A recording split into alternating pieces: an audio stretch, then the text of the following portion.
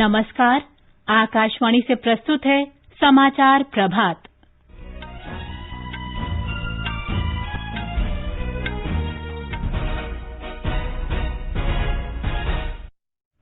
प्रधानमंत्री नरेंद्र मोदी आज उत्तर प्रदेश में प्रवासी श्रमिकों के लिए आत्मनिर्भर उत्तर प्रदेश रोजगार अभियान का शुभारंभ करेंगे। कोविड-19 से उत्पन्न स्थिति की समीक्षा के लिए केंद्र का एक दल आज से गुजरात, महाराष्ट्र और तेलंगाना के 4 दिन के दौरे पर। राष्ट्रीय राजधानी दिल्ली में कोरोना के मामलों का सही अंदाजा लगाने के लिए आज से सेरो सर्वेक्षण शुरू हो रहा है। 20,000 लोगों के नमूनों का परीक्षण किया जाएगा। बिहार और उत्तर प्रदेश में बिजली गिरने और बारिश से जुड़ी घटनाओं में मृतकों की संख्या बढ़कर 130 हुई और रेलवे ने 12 अगस्त तक सभी नियमित रेल सेवा रद्द की। सभी 230 विशेष रेलगाड़ियां चलती रहेंगी।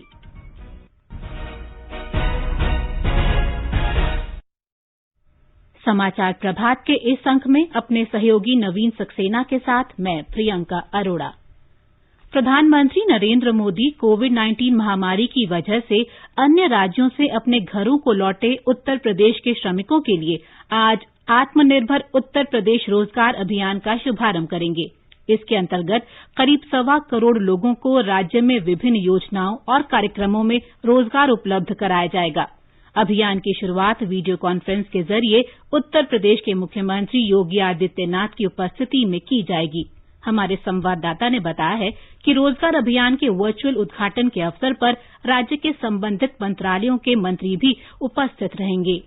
रोजगार का नया अभियान, हर श्रमिक कामगार को काम। इसी लक्ष्य के साथ राज्य सरकार, प्रदेश और केंद्र सरकार की विभिन्न योजनाओं के तहत 1.25 करोड़ से ज्यादा लोगों को आज रोजगार मुहैया कराएगी। इस मौके पर आत्मनिर्भर भारत पैकेज के तहत 2.4 लाख इकाइयों को 6900 करोड़ का कर्ज बांटा जाएगा। 1.1 लाख नई इकाइयों को भी 3,226 करोड़ का ऋण दिया जाएगा। इसके साथ ही एक जिला एक उत्पाद योजना के तहत विश्वकर्मा श्रम सम्मान के जरिए 5,000 कुशल कामगारों को टूल किट भी दी जाएगी। आत्मनिर्भर उत्तर प्रदेश रोजगार अभियान आज प्रदेश के 31 जिलों में एक साथ शुरू होगा। इनमें 5 आकांक्षी जिले भी शामिल हैं। प्रधानमंत्री इस अवसर पर 6 जिलों के गांव वालों से भी बातचीत करेंगे, जिनमें गोंडा, सिद्धार्थनगर, बहराइच, गोरखपुर, संत कबीर नगर और जालौन शामिल हैं। प्रदेश के सभी जिले इस कार्यक्रम के दौरान जन सेवा केंद्रों और कृषि विज्ञान केंद्रों के जरिए जुड़ेंगे। आत्मनिर्भर उत्तर प्रदेश रोजगार अभियान रोजगार पैदा करने, स्थानीय उद्यमिता को बढ़ावा देने और औद्योगिक संगठनों के साथ मिलकर रोजगार के नए अवसर तलाशने पर केंद्रित है। उत्तर प्रदेश में लगभग 30 लाख के करीब मजदूर हाल ही में दूसरे राज्यों से वापस लौटे हैं। सुशील चंद्र तिवारी, आकाशवाणी समाचार, लखनऊ। स्वास्थ्य मंत्रालय का एक दल आज से गुजरात, महाराष्ट्र और तेलंगाना का 4 दिन का दौरा करेगा।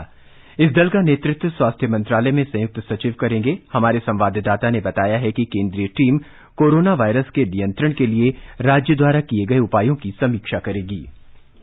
यह केंद्रीय टीम कोरोना वायरस के नियंत्रण के लिए राज्यों के द्वारा किए गए उपायों की समीक्षा करेगी।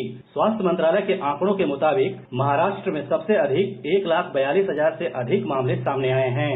वहीं गुजरात में करीब 29,000 और तेलंगाना में 10,000 से ज्यादा मामले सामने आ चुके हैं। वहीं देश में कोविड संक्रमित रोगियों के स्वस्थ होने की दर 57.43% हो गई है। पिछले 24 घंटों में 13,000 से अधिक संक्रमित व्यक्ति इलाज के बाद स्वस्थ हुए हैं और देश भर में अब तक 2,71,000 रोगी उपचार से ठीक हो चुके हैं। भारत में प्रति 1 लाख की आबादी पर 33 के करीब कोविड मामले हैं, जबकि वैश्विक औसत 114 के करीब है। इसके अलावा भारत में कोविड-19 रोगियों की मृत्यु दर भी दुनिया में सबसे कम है। यहाँ मृत्यु दर प्रति लाख 1.06 है, जबकि विश्व में इस महामारी की औसत मृत्यु दर 6.24 प्रति लाख है।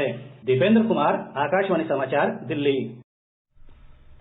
गुजरात में पिछले 24 घंटों के दौरान कोविड-19 के 577 मामलों का पता चला है। इन्हें मिलाकर राज्य में अब तक 29,778 व्यक्ति कोरोना से संक्रमित हो चुके हैं। राज्य के स्वास्थ्य विभाग के हवाले से हमारे अहमदाबाद संवाददाता ने खबर दी है कि राज्य में पिछले 24 घंटों के दौरान कोरोना से 18 लोगों की मृत्यु हुई है। राज्य में अब तक 1,054 लोग कोरोना के कारण जान गंवा चुके हैं।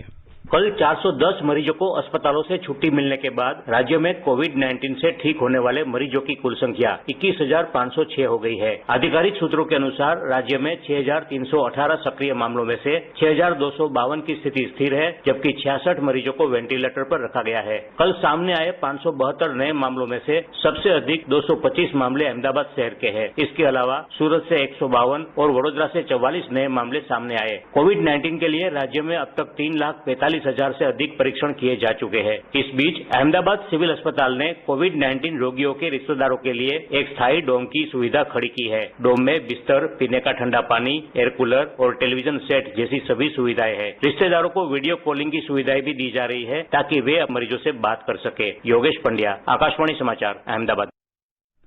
महाराष्ट्र में कल एक दिन में कोविड-19 के सर्वाधिक 4,841 मामले दर्ज किए गए। इन्हें मिलाकर राज्य में अब तक कोरोना से संक्रमित लोगों की संख्या 1,47,000 से अधिक हो गई है। इस समय राज्य में सिर्फ 63,342 व्यक्ति कोरोना से संक्रमित हैं। राजधानी मुंबई में 70,000 से अधिक व्यक्ति कोरोना से संक्रमित हैं। शहर में पिछले 24 घंटे के दौरान 58 लोगों की मृत्यु हुई और 1,365 नए मामलों का पता चला। मुंबई में स्वस्थ होने की दर 55% हो गई है। महानगर में इस समय लगभग 27,700 व्यक्ति कोरोना से संक्रमित हैं। नगर निगम ने अब तक 3 लाख से अधिक कोरोना नमूनों की जांच की है। एक रिपोर्ट।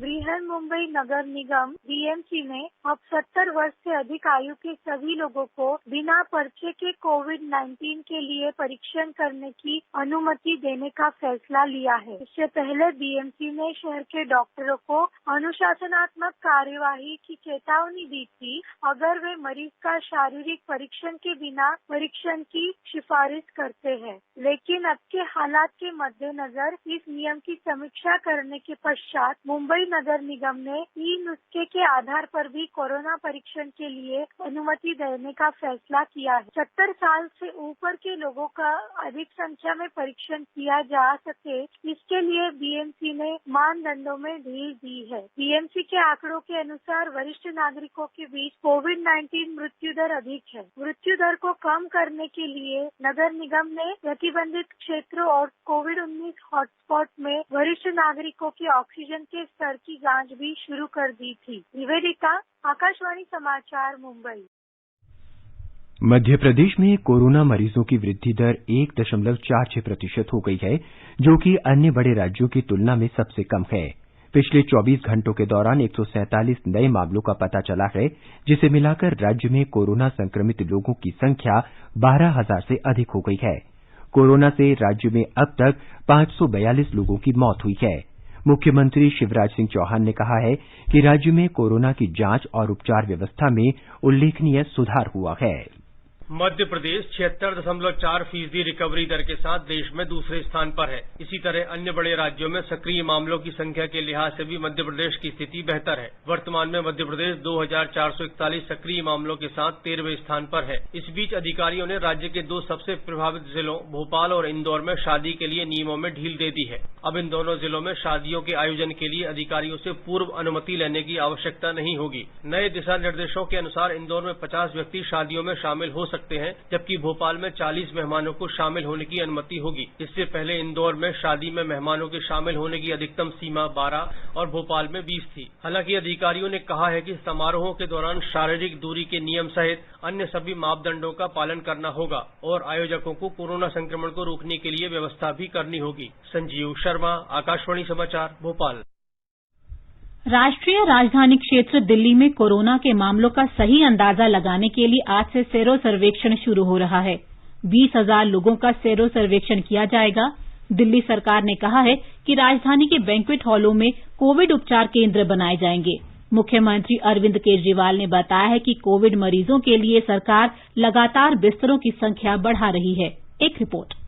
राष्ट्रीय राजधानी दिल्ली के सभी जिलों में सीरोलॉजिकल सर्वे किया जाएगा, जिसमें सभी वर्गों और उम्र के 20,000 लोगों की नमूना परीक्षण की जाएगी। इससे दिल्ली में संक्रमण के फैलाव का समग्र आकलन हो सकेगा और एक व्यापक रणनीति निर्धारित की जा सकेगी। यह डॉक्टर वीके पॉल समिति के सिफारिशों के अनुसार तैयार योजना के तहत किया जा रहा है। केंद्रीय गृह मंत्री अमित शाह के निर्देश पर 14 जून को इस समिति का गठन किया गया था। रविवार को श्री शाह ने राजधानी दिल्ली में कोविड-19 स्थिति की समीक्षा की थी और डॉक्टर वीके पॉल समिति के सिफारिशों पर चर्चा की थी। समिति ने कंटेनमेंट जोन्स का नए सिरे से परिसीमन और इनकी सीमा पर और इनके अंदर की गतिविधियों पर सख्ती से निगरानी और नियंत्रण की सिफारिश की है। दिल्ली ने सबसे ज्यादा प्रभावित शहर मुंबई को पीछे छोड़ दिया है। अनुपम मिश्र, आकाशवाणी समाचार, दिल्ली।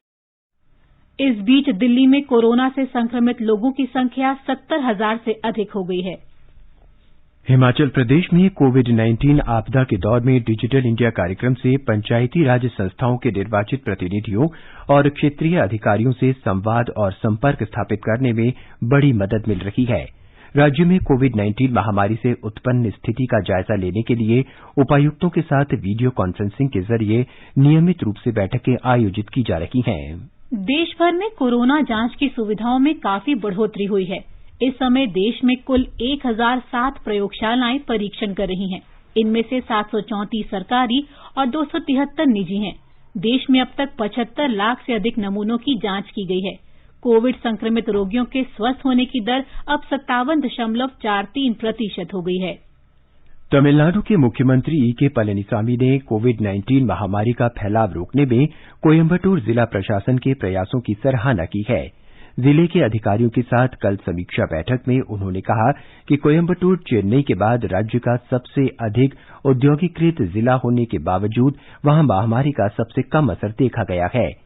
इस बीच तमिलनाडु में कोविड-19 से अब तक संक्रमित हुए लोगों की कुल संख्या 71,000 के करीब पहुंच गई है। कल 3,509 नए रोगी सामने आए, जो किसी एक दिन में संक्रमितों की सबसे अधिक संख्या है।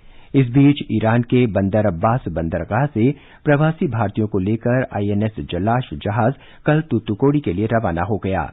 एक रिपोर्ट। भारतीय नौसैनिक पोत जलाशु करीब 700 प्रवासी भारतीयों को लेकर ईरान के बंदरगाह बंदर अब्बास से तूतीकोड़ी के लिए कल शाम रवाना हुआ। इनमें से ज्यादातर मछुआरे तमिलनाडु के हैं, जो लॉकडाउन की वजह से ईरान में फंसे हुए थे। नौसेना का ये जहाज समुद्र सेतु अभियान के तहत विदेशों में फंसे प्रवासी भारतीयों को वापस लाने के मानवीय कार्य में लगा है। आईएनएस जलाशु के इस सप्ताह के अंत तक तूतीकोड़ी पहुंचने की संभावना है। विदेशों से प्रवासियों को स्वदेश वापस लाने के अभियान के तहत चौथी बार जहाज तूतीकोड़ी पहुंचेगा। चेन्नई से जयसिंह की रिपोर्ट के साथ समाचार कक्ष से वीरेंद्र कौशिक। छत्तीसगढ़ सरकार ने आज से क्लब, शॉपिंग मॉल्स, रेस्तरां और होटलों को फिर से खोलने की अनुमति दे दी है। राज्य सरकार के आदेश के अनुसार इन सभी प्रतिष्ठानों को मानक संचालन प्रक्रिया का पालन भी करना होगा और सामाजिक संपर्क के समय एक दूसरे से पर्याप्त दूरी बनाए रखने के दिशा निर्देशों को मानना होगा। Cinema hall, gym, swimming pool, मनोरंजन पार्क, थिएटर, बार, ऑडिटोरियम और सभा कक्ष फिलहाल बंद रहेंगे। इसके अलावा खेल परिसरों और स्टेडियम में खेलकूद संबंधी गतिविधियों की इजाजत होगी, लेकिन दर्शकों को इन्हें देखने की अनुमति नहीं दी गई है। छत्तीसगढ़ सरकार ने राज्य के भीतर बसें चलाने की अनुमति भी दी है। राज्य के परिवहन आयुक्त ने जनता की सुविधा के लिए राज्य के भीतर एक जिले से दूसरे जिले के लिए बसें तत्काल फिर से चलाने की इजाजत दे दी है। आकाशवाणी से विशेषज्ञों की राय श्रृंखला के तहत कोविड-19 पर डॉक्टरों की सलाह प्रसारित की जाती है। नई दिल्ली के अखिल भारतीय आयुर्विज्ञान संस्थान एम्स में मनोचिकित्सा विभाग के प्रोफेसर डॉक्टर नंद कुमार ने सलाह दी है कि लोगों को घरों में रहकर अपने परिवार के साथ समय बिताना चाहिए और योगाभ्यास करना चाहिए।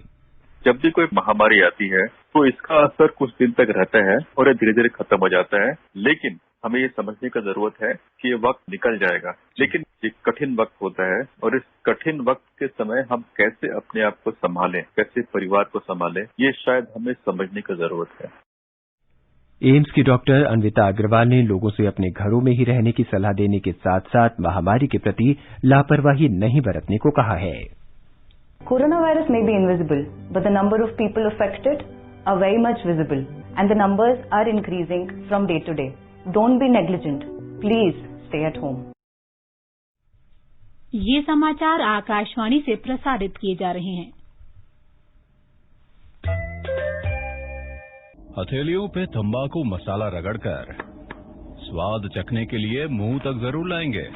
सिगरेट और बीड़ी भी जलाकर होठों से जरूर लगाएंगे और फिर कैंसर, कोरोना, टीबी और हृदय रोग जैसी बीमारियों के चपेट में आएंगे। सर, तंबाकू सेवन जानलेवा है और आपकी और आपके परिवार की खुशियों के लिए हानिकारक भी। तो आज ही एक स्वस्थ जीवन जीने के लिए शपथ लीजिए।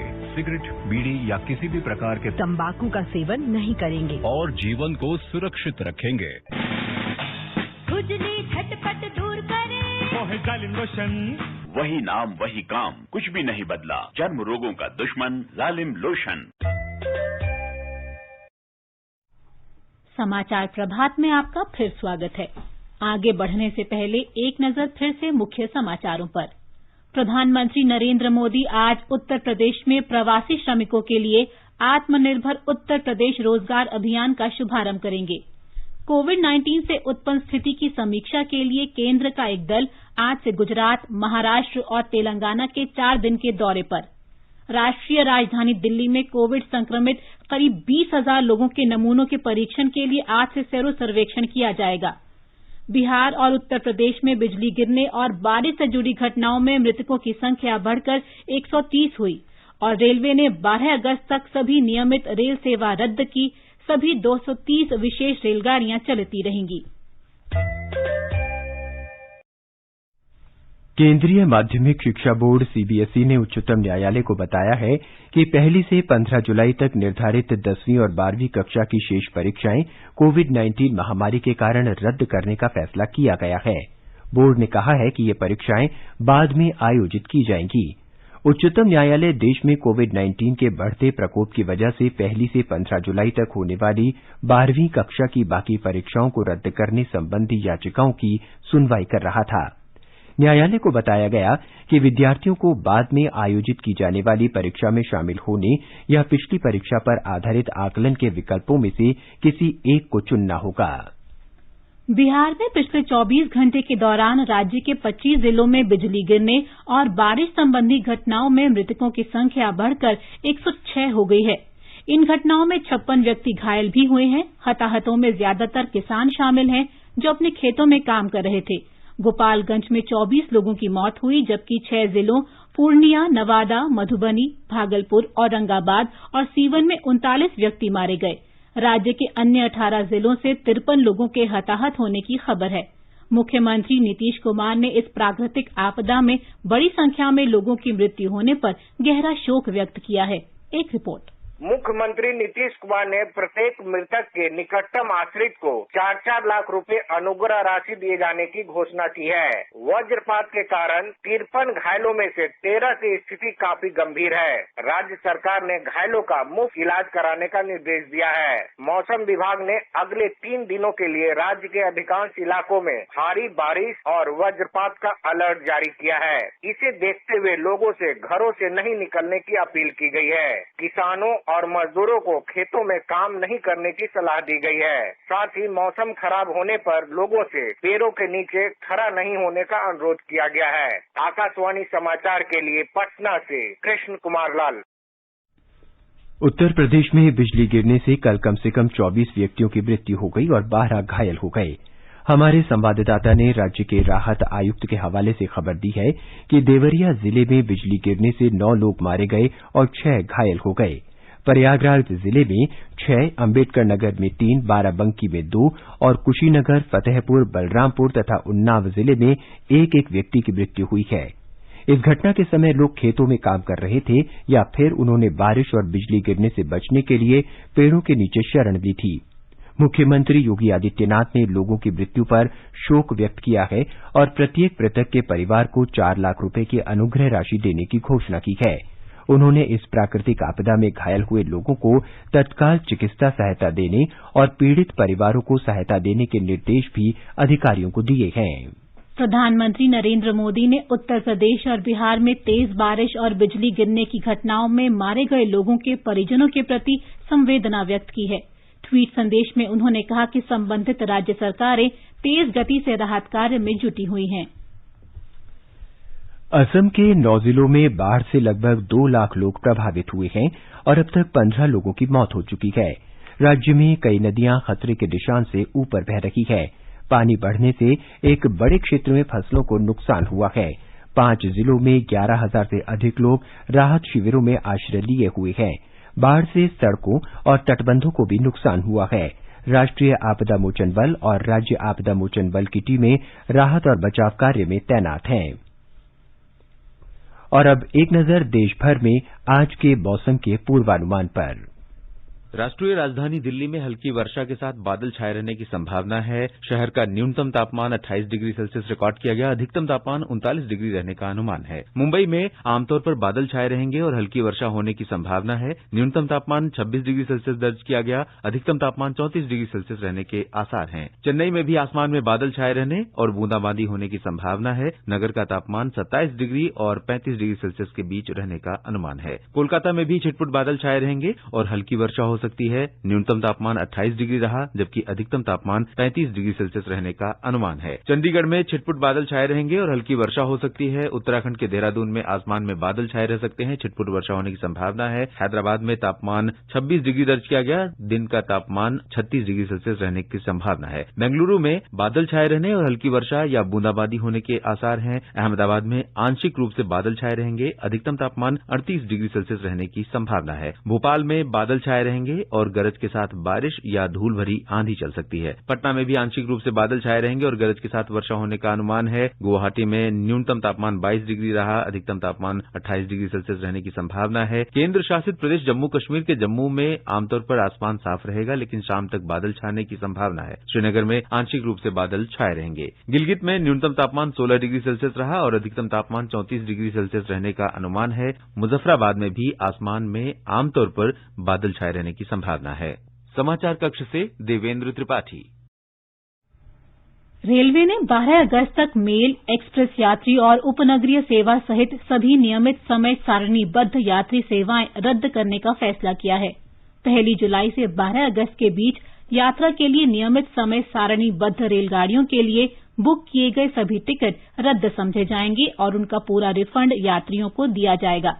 परंतु वर्तमान में सभी 230 विशेष रेलगाड़ियां निर्धारित कार्यक्रम के अनुसार चलती रहेंगी, जिनके लिए 21 मई को या उसके बाद टिकट बुक किए जा रहे हैं। इनमें 12 मई से शुरू हुई विशेष राजधानी और 1 जून से शुरू हुई विशेष और मेल एक्सप्रेस सेवा जारी रहेगी। इससे पहले रेलवे ने 30 जून तक बुक किए गए सभी टिकट रद्द करने और यात्रियों को उनका पूरा रिफंड करने की घोषणा की थी।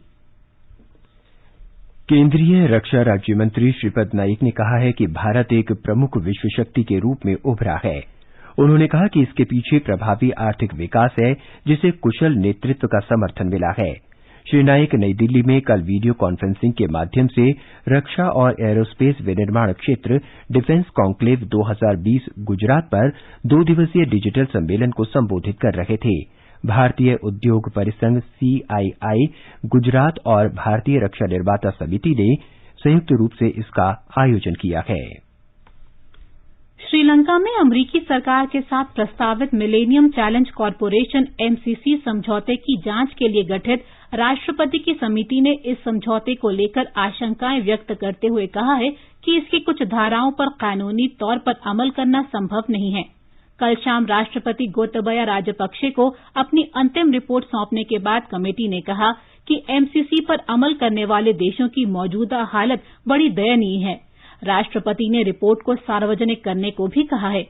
इस समझौते का श्रीलंका की पूर्ववर्ती सरकार के कार्यकाल में प्रस्ताव किया गया था, लेकिन राजनीतिक विरोध के कारण इसमें विलंब हुआ। वर्तमान सरकार ने इसके प्रावधानों का अध्ययन करने के लिए कमेटी गठित की थी।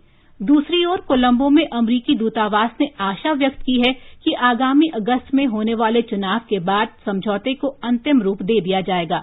अमरीका से $48 करोड़ की सहायता प्राप्त करने के लिए प्रस्तावित इस समझौते का उद्देश्य कोलंबो में यातायात की भीड़भाड़ कम करना, सार्वजनिक परिवहन में सुधार करना, प्रांतीय सड़कों को ठीक बनाना और भूमि प्रशासन को बेहतर बनाने की पहलों का विस्तार करना है। प्रधानमंत्री नरेंद्र मोदी रविवार को दिन में 11 बजे आकाशवाणी से मन की बात कार्यक्रम में देश और विदेश में लोगों के साथ अपने विचार साझा करेंगे। ये मन की बात द्वितीय की 13वीं कड़ी होगी। श्री मोदी ने इसके लिए लोगों से विचार आमंत्रित किए हैं। श्रोता 1800 11 7800 नंबर पर डायल कर अपने संदेश रिकॉर्ड करा सकते हैं या लिखित रूप से नमो ऐप ओपन फोरम या माईगॉव पर भेज सकते हैं। इसके अलावा 1922 नंबर पर मिस्ड कॉल देकर और SMS से प्राप्त लिंक को फॉलो करके भी सीधे सुझाव दिए जा सकते हैं। छत्तीसगढ़ सरकार किसानों और पशुपालकों से गोबर एकत्र करेगी। इस बारे में राज्य सरकार ने कल गोधन न्याय योजना की घोषणा की। ब्यौरा हमारे संवाददाता से। छत्तीसगढ़ में राज्य सरकार निर्धारित दर पर पशुपालकों और किसानों से गोबर खरीदेगी। गोबर खरीदी की दर तय करने के लिए राज्य मंत्रिमंडल की 5 सदस्यीय उप समिति का गठन किया गया है। खरीदे गए गोबर से वर्मी कंपोस्ट खाद बनाया जाएगा, जिसे सहकारी समितियों के माध्यम से किसानों और इस खाद का इस्तेमाल करने वाले वन, कृषि और उद्यानिकी जैसे शासकीय विभागों को बेचा जाएगा। मुख्यमंत्री भूपेश बघेल ने कहा कि राज्य में पशुपालक अपने जानवरों को खुले में चरने के लिए छोड़ देते हैं। इससे पशुओं के साथ ही किसानों की फसलों को भी नुकसान पहुंचता है। इसके अलावा ये आवारा पशु बड़ी संख्या में सड़क दुर्घटनाओं का भी कारण बनते हैं। उन्होंने कहा कि गोधन न्याय योजना पर्यावरण सुरक्षा के साथ ही गौपालन को लाभप्रद बनाने के उद्देश्य से शुरू की जा रही है। इससे गांवों में रोजगार और अतिरिक्त आमदनी के अवसर बढ़ेंगे। इस योजना की शुरुआत हरेली पर्व से की जाएगी। विकल्प शुक्ला, आकाशवाणी समाचार, रायपुर। आज अंतर्राष्ट्रीय मादक पदार्थ तस्करी और सेवन निषेध दिवस है। इस वर्ष का विषय है बेहतर देखभाल के लिए बेहतर जानकारी। ये दिन प्रतिवर्ष मादक पदार्थों के सेवन को लेकर समाज में जागरूकता लाने के लिए मनाया जाता है। ये समाचार हमारी वेबसाइट newsonair.com/hindi पर भी उपलब्ध हैं। अपने साथ अपनों का ध्यान रखो, बड़े बुजुर्गों का तुम ध्यान रखो, तो बात करो, कुछ मदद करो, कोरोना के चलते याद रखो, घर से निकलो तो मास्क पहनना, मास्क के पीछे मुस्कुराना। सुरक्षित दादा दादी नाना नानी अभियान, अपने साथ अपनों का ध्यान।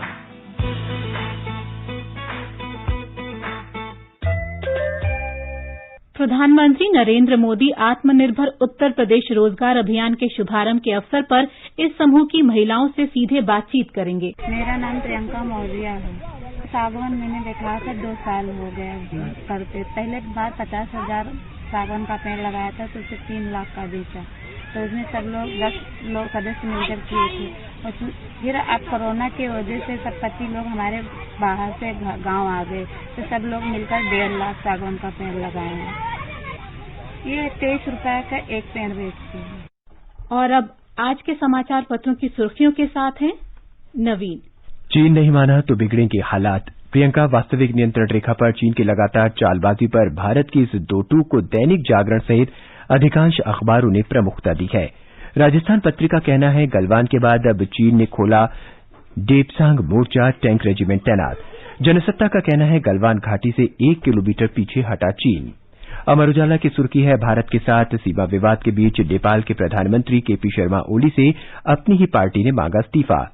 हिन्दुस्तान ने अच्छा फैसला शीर्षक से लिखा है दिल्ली में कोरोना संक्रमित मरीजों को कोविड केंद्र जाना जरूरी नहीं, स्थिति की गंभीरता के आधार पर आइसोलेशन तय होगा। नवभारत टाइम्स की खबर है केंद्र सरकार के कर्मचारियों को एलटीए के लिए आवेदन करते हुए बोर्डिंग पास देने की जरूरत नहीं होगी। स्विस बैंकों में घट गया भारतीयों का पैसा, दैनिक ट्रिब्यून और दैनिक भास्कर ने बताया है 2019 में 6% की गिरावट, 3 दशक में तीसरी सबसे कम राशि। राष्ट्रीय सहारा की सुर्खी है डोप के दाग से मुक्त राष्ट्रमंडल खेलों की 2 बार की स्वर्ण पदक विजेता भारोत्तोलक संजीता चानू को मिलेगा अर्जुन पुरस्कार। हिन्दुस्तान ने बताया है भारतीय दूरसंचार विनियामक प्राधिकरण ट्राई ने टीवी उपभोक्ताओं के लिए चैनल चुनने में मदद के लिए ट्राई चैनल सिलेक्टर नाम का ऐप लॉन्च किया है। और अंत में मुख्य समाचार एक बार फिर। प्रधानमंत्री नरेंद्र मोदी आज उत्तर प्रदेश में प्रवासी श्रमिकों के लिए आत्मनिर्भर उत्तर प्रदेश रोजगार अभियान का शुभारंभ करेंगे। कोविड-19 से उत्पन्न स्थिति की समीक्षा के लिए केंद्र का एक दल आज से गुजरात, महाराष्ट्र और तेलंगाना के 4 दिन के दौरे पर। राष्ट्रीय राजधानी दिल्ली में कोरोना के मामलों का सही अंदाजा लगाने के लिए आज से सेरो सर्वेक्षण शुरू हो रहा है। 20,000 लोगों के नमूनों का परीक्षण किया जाएगा। बिहार और उत्तर प्रदेश में बिजली गिरने और बारिश से जुड़ी घटनाओं में मृतकों की संख्या बढ़कर 130 हुई और रेलवे ने 12 अगस्त तक सभी नियमित रेल सेवा रद्द की। सभी 230 विशेष रेलगाड़ियां चलती रहेंगी। इसके साथ ही समाचार प्रभात का ये अंक समाप्त हुआ। नमस्कार।